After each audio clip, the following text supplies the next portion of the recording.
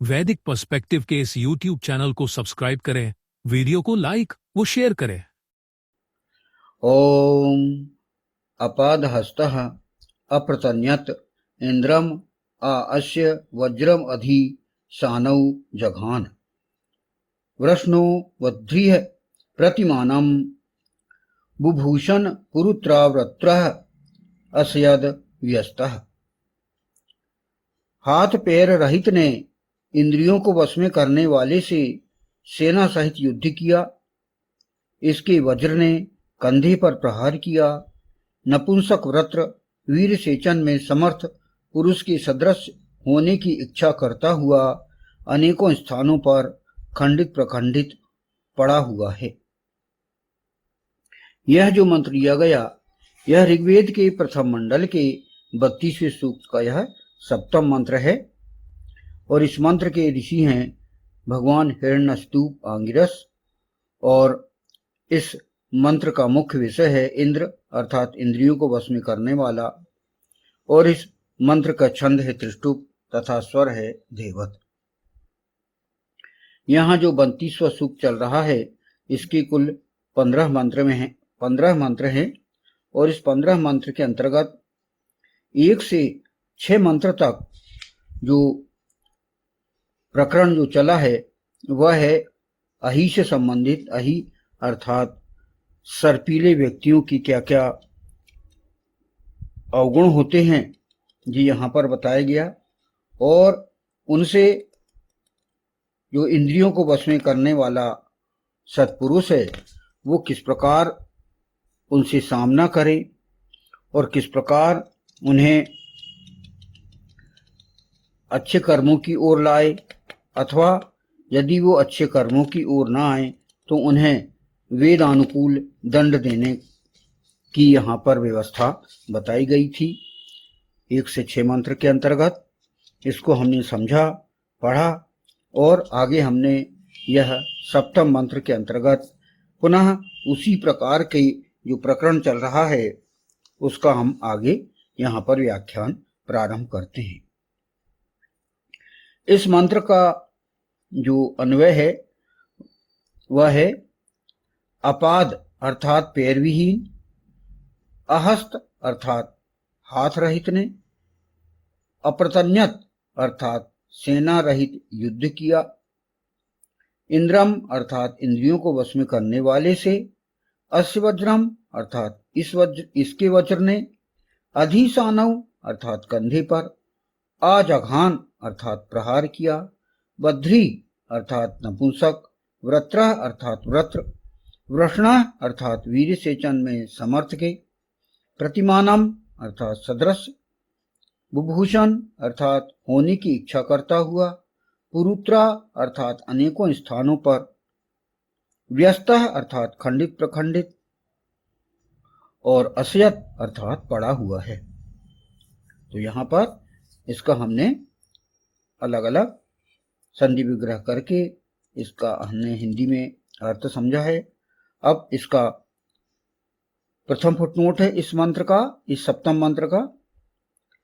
हाथ पैर रहित ने इंद्रियों को वश में करने वाले से सेना सहित युद्ध किया।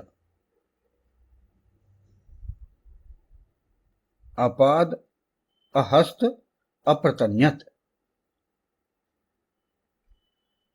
अर्थात भाष्य है इसका, दुष्टता के वृत्रत्व के वस्तुतः कोई हाथ पैर नहीं होते। दुष्टों को, समाज विरोधियों को,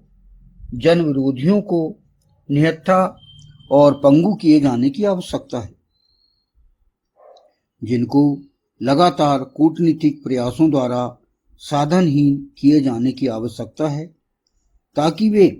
कहीं कोई दुष्टता, समाज विरोध, मानव विरोध, जन विरोध का कार्य न कर सकें और अपनी अहितकारी नीति का विस्तार न कर सकें। शत्रु को शक्तिशाली न होने देना सर्वप्राथमिक नीति होनी चाहिए, किंतु उनका सामर्थ्यपूर्ण शक्ति शौर्य के साथ सेना सहित किए जाने की आवश्यकता है। जिस हेतु इंद्रियों को वश में करने वाले आज्ञाकारियों को अपनी सैन्य शक्ति का विस्तार और अत्याधुनिक अस्त्र शस्त्रों का प्रयोग किया जाना आवश्यक है। यहाँ पर इस मंत्र में यह बताया गया है कि दुष्टता और वृत्रत्व के कोई हाथ पैर नहीं होते, यानी दुष्टता कई प्रकार से चल के नहीं आती, बल्कि कई प्रकार के विचारों के तरंगों के रूप में और अन्य साधनों के रूप में आती है। लोगों के मन मस्तिष्क में घुसी रहती हैं